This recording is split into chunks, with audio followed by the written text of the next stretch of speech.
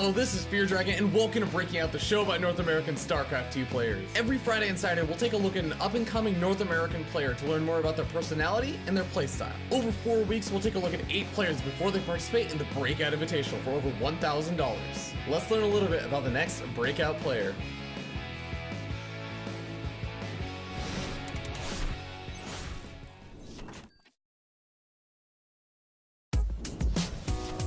Hi, I'm Michael Wolf. I'm 22 years old, and my StarCraft race is Zerg.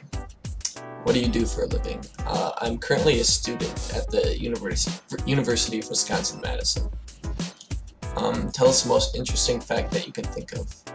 I guess the most interesting fact I can think of is my high school graduating class was only 35 kids. Describe your playstyle for us. I would describe my playstyle mainly as a comprehensive macro style where I like to get in at least a 3 base versus 3 base scenario and try to make better decisions with your armies at that stage of the game. Why do you deserve a chance to be the next breakout player? I would like to say that I have a decent amount of potential. I've taken series off of players like DRG or Scarlet, but I've still failed to qualify. I've still yet to qualify for WCS once. So this would be a good chance to kind of prove myself that I can be consistent.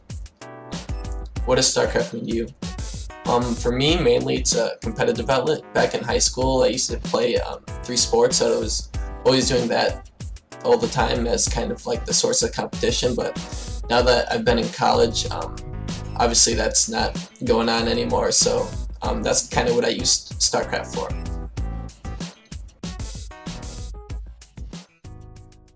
Hello, welcome to Breaking Out, the show about North American StarCraft 2 players that you need to know about. Today on the show, we're going to be joined here by the one and only Moosegills. How you doing today, man? Doing pretty good. How about you? I'm not doing too bad. I mean, you know, week is going. It's been pretty long. I know you seem pretty tired yourself.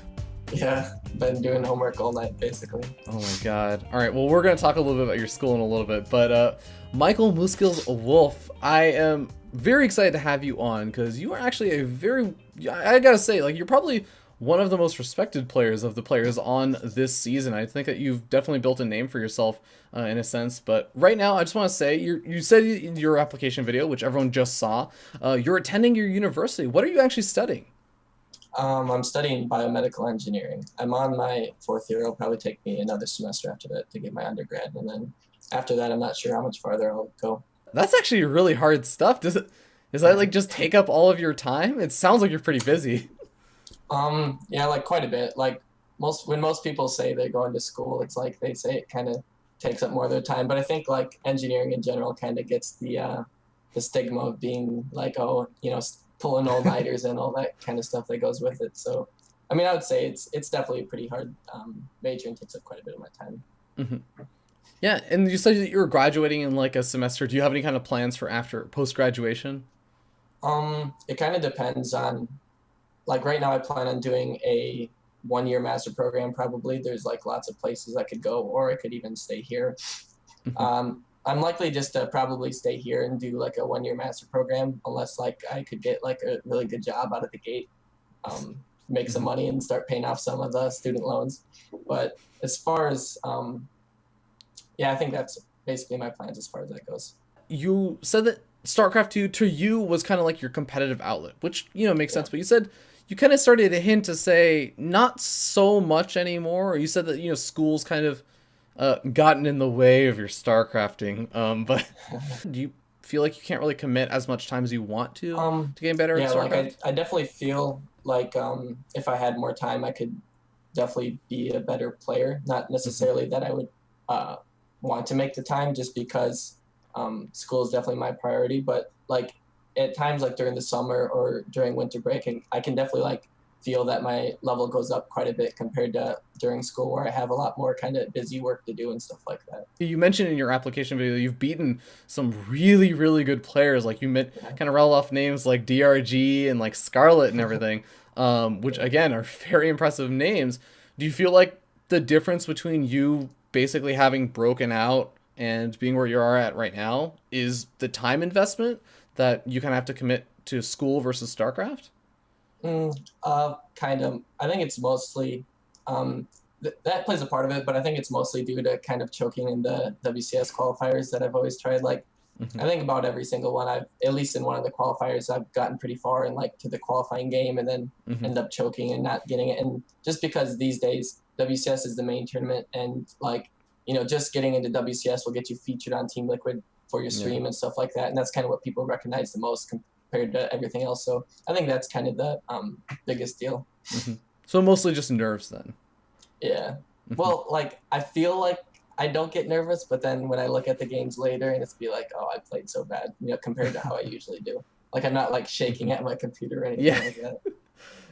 Not just like trembling and hitting the wrong hockey. It's just stuff that you kind of look back retrospectively and say like, "Oh, why did I do that?" kind of thing. Yeah. Hmm. Like just decide to, especially like if I would get like up 1-0 on a series versus a Hmm. player that I might think is better than me or like just as good, and then try to do something silly in the next games to get the quick win and kind of get it over with. One thing that I will say is I've seen quite a few ZVZs that happen that way, where you kind of say, well, screw it, let me go for the early pool. Let's talk a little bit about your ZVZ. I want to know, how do you feel you actually play in the ZVZ matchup? Do you have any kind of like strengths or weaknesses? I would say kind of my strengths, but it's kind of a strength and a weakness at the same time, is that I like to play, even though like the games you mentioned, I've gone like for an early pool and like certain series and stuff. In practice, I almost play it standard and safe like every single game. So that's kind of my strength, where if it gets to the mid or late game, I have more experience and have kind of the decision making mapped out in my head a little bit better than probably most players. But at the same time, being being predictable in a mirror matchup can kind of screw you over if they decide to do risky builds that you don't punish or something like that. Mm-hmm.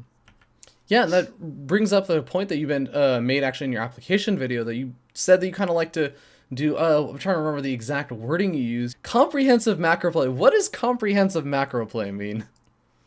Just basically taking everything into consideration that your opponent may be able to do, and Mm-hmm. kind of having points in your decision making that you check for a certain build, and then you can either play greedy or start making units Mm-hmm. at that specific time to be safe from everything. So like it's just a word that I remember the caster Greetorp saying a lot to describe someone's play, and I kind of like it just because you're not just like doing a macro build, you're like being comprehensive because you're scouting a lot and making sure there's nothing that you'll die to. So you're saying that it's sort of you playing a bit of a safer style, and you're being very, very adamant about scouting and almost kind of like reacting a lot to what your opponent is doing. Yeah, definitely. Mm-hmm. It's just the best practice that way, just because you'll never lose to anyone that you Mm-hmm. feel is worse than you, and maybe you won't beat like have as many upsets, but in the long run, especially in your practice, it'll make you improve a lot more than anything else. Do you feel like that play style makes you, I don't know, like more predictable in a sense? Where I know that a lot of the times when you talk about safe and standard builds, Mhm. a lot of the time that is a concern that, people will be able to outgreed you or something because you're trying Um, to not to cut too many corners. Not so much when you're Zerg, because Zerg is kind of the race that can be most greedy per Mm-hmm. se. So as a Zerg player, it wouldn't be a matter as much compared to if you were like a Protoss or Terran player who Mm-hmm. always played safe and standard. If you could describe one particular strength that you really feel you have strongly in the matchup and one particular weakness, what would those two things be? For strength, I guess it'd be, I'd just say my kind of macro overall. I've never had like trouble spending my money or anything like that. Mm-hmm. For a weakness, I would just say just predictability and kind of the builds and strategies I use. Do you have any trouble with like the early game stages of ZVZ? I know that it is. You mentioned that you kind of like enjoy the later stages in the macro a bit more, but do you have trouble with like the control of like Zergling Baneling aggression or kind of the finickiness of it?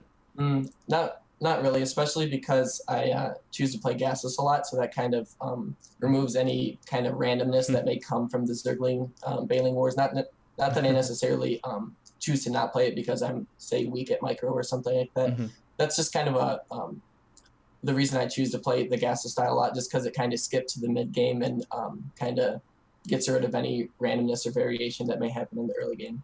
Mm-hmm. All right, sounds good. Well, I'm looking forward to watching the ZVZ you sent me. Guys, don't go anywhere. We will be right back.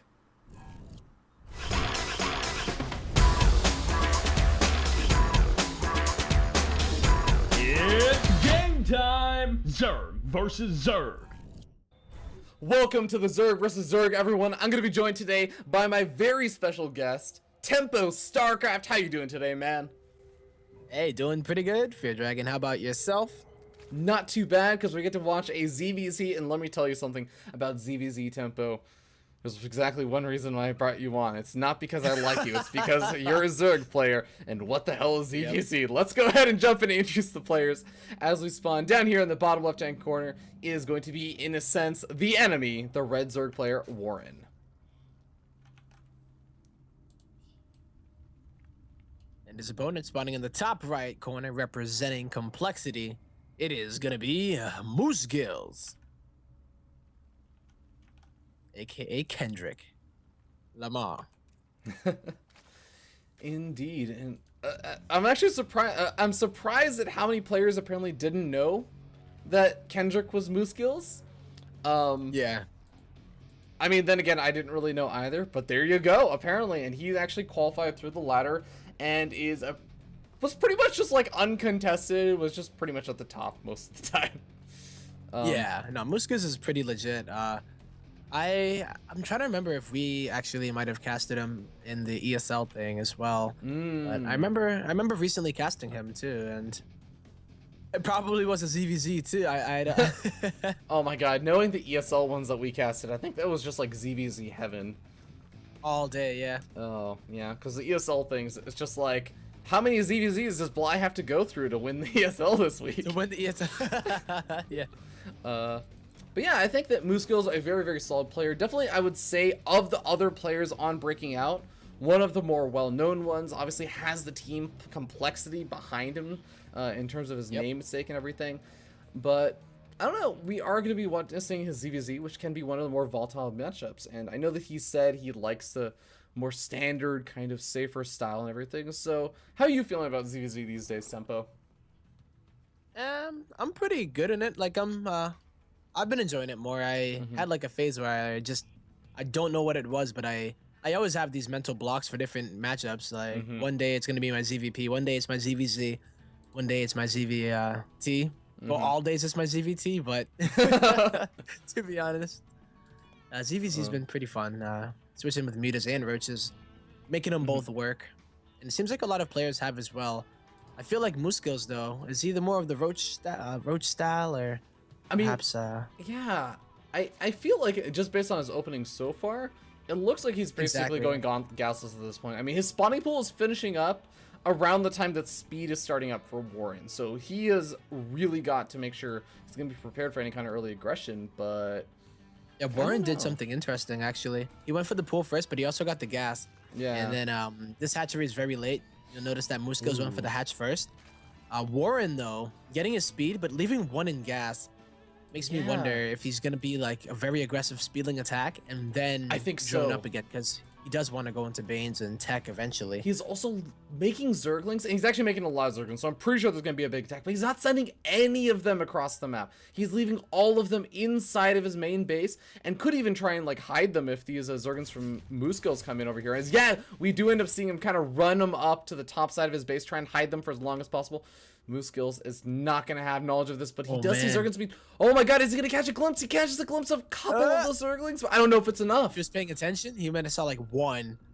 Oh. I don't know if he saw it, but the way that he's reacting, he's making 4 lings at the moment, getting his double gas, and we should see a wall. He actually injected, I believe, with the first queen. So that creep is going to take a little bit to actually spread out, and he won't be able to get an Evo Chamber wall. He's going to have to rely on just queens, because that spine crawler is not even close to being done. Oh god, queens are not great at dealing with the mobility of speed Zerglings. Those speed Zerglings coming in, already getting a lot of damage done, killing off one of the queens, maybe able to kill off a second one, but the drone's coming off the line, and actually he's doing a pretty good job cleaning up. He's lost 2 queens, but he still is not going to be missing any larva injects right now.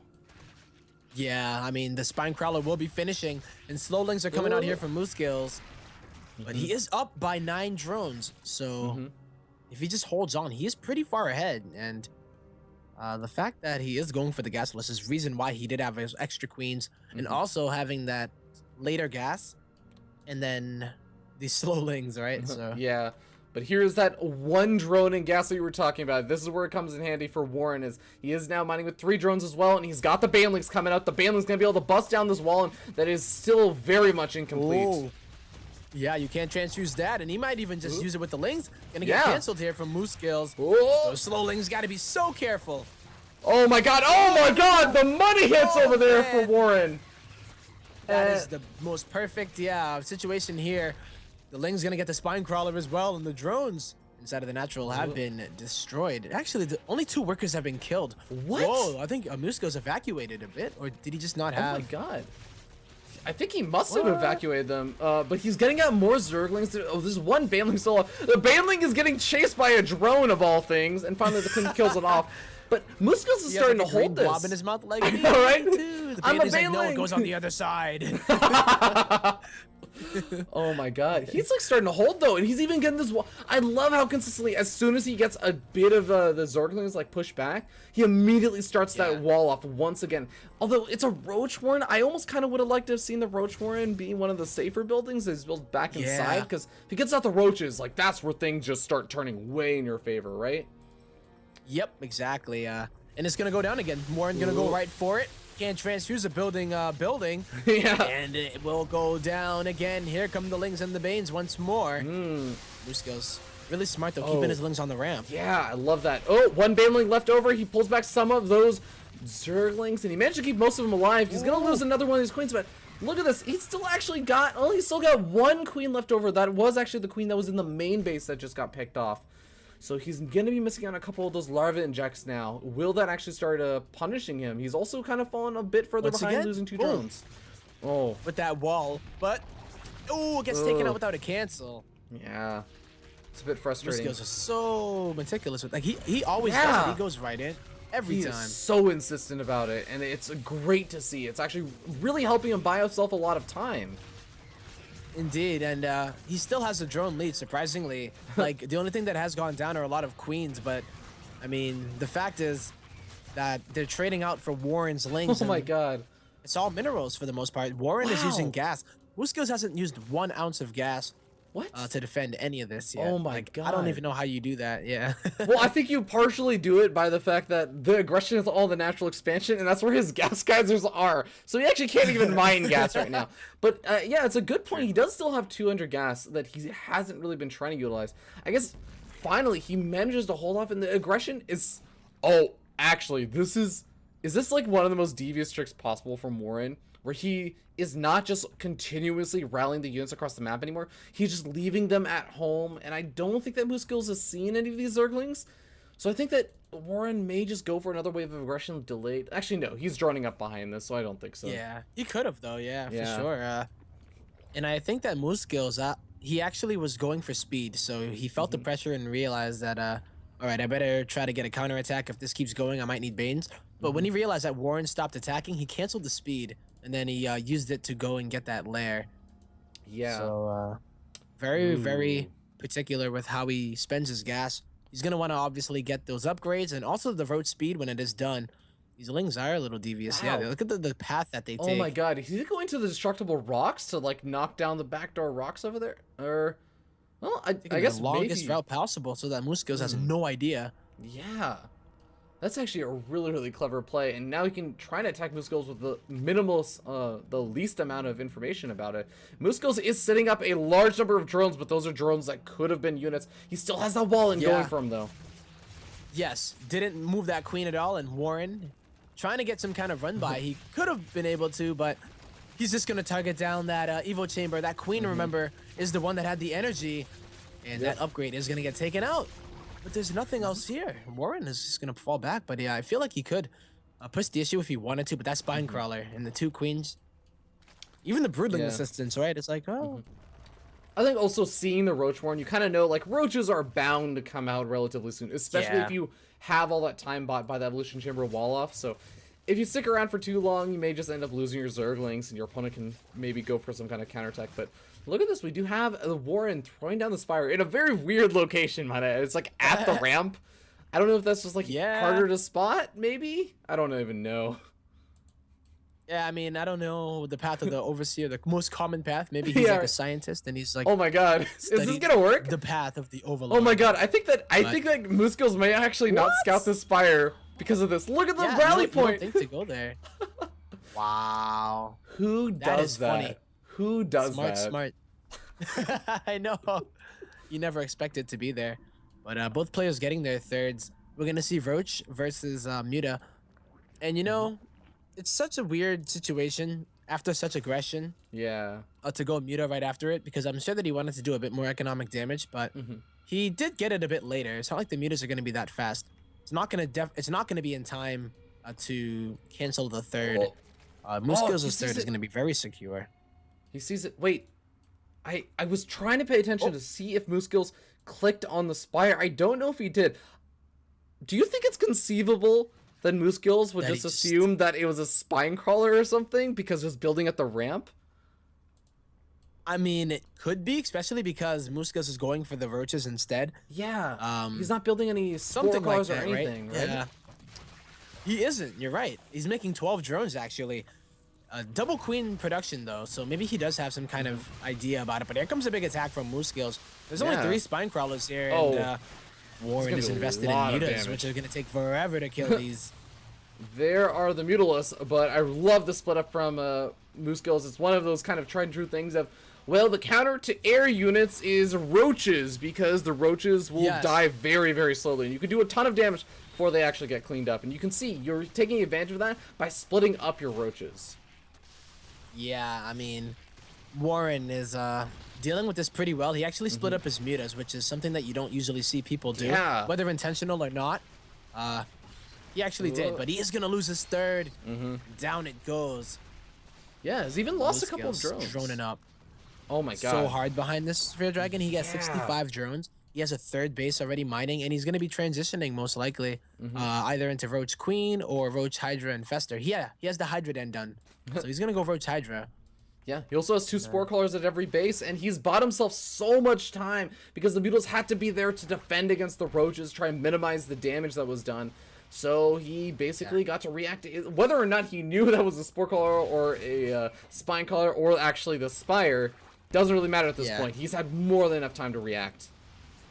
Indeed, and these mutas are gonna be very annoying. You have to find something to do with them, Yeah. or else they will get bored and just leave, just fly off the map. They'll just be like, nope, Go nothing ahead for and me to do defect. here. Fly back to space. You're gonna find the overlords yet. That's the best thing you can do with them. Go get the overlords. If you can snipe the gas, that's good too, because Warren is in a tough spot here. He lost his third, and when you go muta, you're behind in tech as well, technically, Yeah. because a maxed out army that has mutas in it will be the inferior army. Oh, spore crawler chasing man. these mutas back, and God, I love it's the fact that Moosegills went for 2 spore crawlers, not 1, but actually not quite covering every single angle. There's a lot of mules over here. He's gonna be able to kill off the spore crawler even. Oh, Transfuse. clutch transfuses. Really nice. Those mutas took. He waited to the last minute too, so that Yeah. Warren made it seem. Well, it looked like Moosegills wasn't paying attention, but he got that and got a few muta kills with it too. It's not bad at all. I don't even know how many mutas have died. It's looking like actually none. none. Actually, Yeah, Whoa. pretty well controlled. Never mind. But I do want to note 122 Zerglings lost so far for Warren. Oh my God, He's yeah. lost a lot of Zerglings, but he may be losing a bit more than just Zerglings over here, because the Roaches are now being aggressive, the Hydros and the Queens are back at home to defend against the Beetles, and what does Warren have back at home? Next to nothing. Yeah, he's got drones. He was droning up behind it while trying to keep Moosegills busy, but he doesn't have those spine crawlers. He's gonna wish that was a spine crawler on the top of the ramp. At least now might help him a Yeah. bit more than those drones will. But this is a lot of units out of Moosegills, and the mutas can't really do much. But Ling run by inside of the main of Moosegills, really nicely done. Getting whatever he can get done. Yeah, he's doing a good job, all things considered. I mean, he's obviously going to have a very difficult time dealing with this army, but he's using the Beetles to try and pick off whatever stray reinforcements are coming in. He's pulling the drones over here, but drones versus Hydros, never an engagement you want to be taking, Tempo. Nope, Moosegills going in, target firing each muta. Oh, So beautiful. smart. He's gonna be able to take all the mutas, and the Roach Warren got killed of Warren before it finished the Roach speed. Yep. So yeah, he's hurting. Warren is hurting. Yeah, Warren is gonna be needing that Roach Warren, but GG well played gets called. And Moosegills got him. gonna be taking the game in a really interesting game over there. I mean, it wasn't anything fancy, it wasn't anything crazy, but it was just straight up the holding Yeah. power, almost a snoot level of holding. Oh my god, just and the continued resilience in getting that damn wall in up, man, and tempo. That is so unbelievably important. And it's the fact that he was willing to let it, even if it was low on health immediately when it started, he was willing to throw it down even when the Zerglings are right there, because he knew that it would still buy at least a couple of extra, like 5 to 10 extra seconds, and be able to do that repeatedly. It adds up, it builds up that time to get up that next wave of queens, to get up that next wave of Zerglings, because it was like, again, I want to note this, it was slow Zerglings versus Banelings and speed Zerglings. Yeah, like, yep, not even, sometimes it'll be slow lings, but you go and get a Baneling nest, but that was no Banes at all. Very, very scary for any Zerg player. Yeah. But very cool game from Moosegills. We're going to go ahead and jump into the analysis segment with him. So guys, don't go anywhere. We will be right back.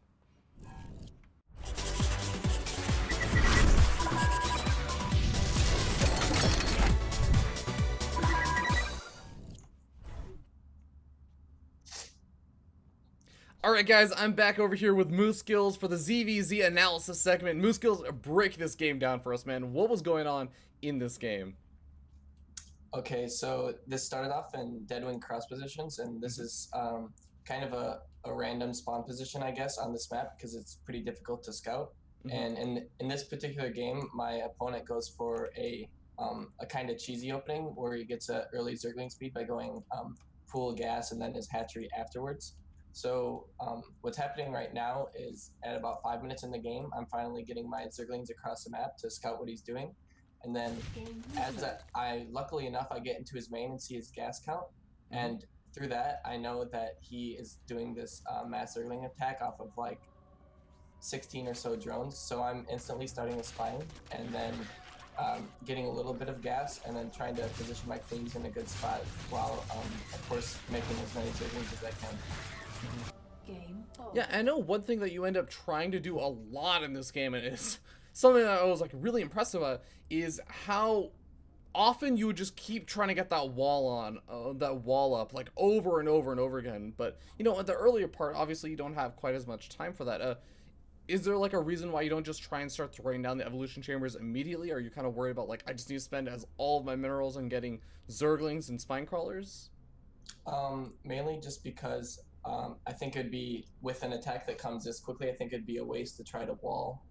Just because by the time I start the wall, they wouldn't have the evolution chambers, and a Roach Warren wouldn't have that much health, and you just break it down instantly right away. Yeah. So I was focusing more on trying to make extra queens and Zerglings with the money I had.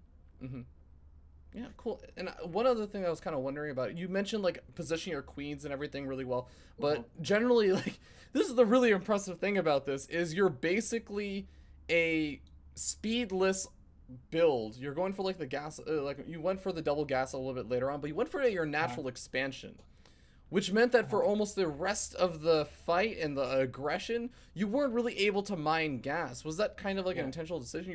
Something you're okay with, taking the gas at your natural? Yeah, like it was intentional, just because also at this point, if he's doing a build like this, I wouldn't really want to be mining gas anyways. I would want to have as much mineral income as I can, so eventually when the time comes, if I can kind of fight him off of my natural and I get a spine up, I can finally have the minerals to wall off and then kind of seal the deal on the early aggression. I see. So you don't really think like Banelings would have been super helpful, or you wouldn't have had the time to get to Banelings in this situation? Yeah, I wouldn't have had the time to get to Banelings in this specific situation. Okay. Okay, so it was right here at about 11 minutes where I finally stabilize and get my wall off, and I noticed with my Overlord that's positioned at his natural that he was starting an evolution chamber at the same time, so that kind of secured the fact that he's not going to be doing any more aggression, and he's most likely going to be going roaches himself. So from here, I just kind of wanted to saturate my natural as quickly as possible, and then slowly add my gas mining again, because I already had 100 gas to start out with from when I was mining it earlier, so I could start my layer basically whenever I wanted. And from here, I just kind of wanted to get into a setup where I had three gases and full mineral saturation. Is just trying to take my third with roaches, just because that's kind of the most standard way to get set up when you're taking a third in ZBZ. Okay, so here at about 13 minutes, I noticed with my overlord that he's just starting to take a third, and that's a decent bit behind mine. It's not the biggest of deals, and I also noticed that he only has zerglings on the map. So even though I scouted an evolution chamber with one of my overlords, which usually means that he's going to be going into roaches, I was kind of worried that he was going to be going mutas. So kind of what the scout that secures me the game here allows me to win is that scout he's going mutas, but it's not like his layer was significantly faster than mine or anything like that. So from here, I basically just do a huge roach timing and build pure roach from here and attack across the map while trying to pull back all of my overlords and minimize any damage that that the mutas could do in like a counterattack situation. Yeah. Were you weirded out at all by that spire placement? Not really. Just because if it's if they are doing something like this where they make an evolution chamber that's kind of like a fake to going roaches, usually they try to do like a creative kind of spot to try to hide your mutas, and luckily I kind of saw it when I came in right away with my overseer. Yeah. Alright guys, that's going to be it for the ZVZ analysis segment with Moosegills. We're going to be going back to the interviews. Don't go anywhere. We will be right back.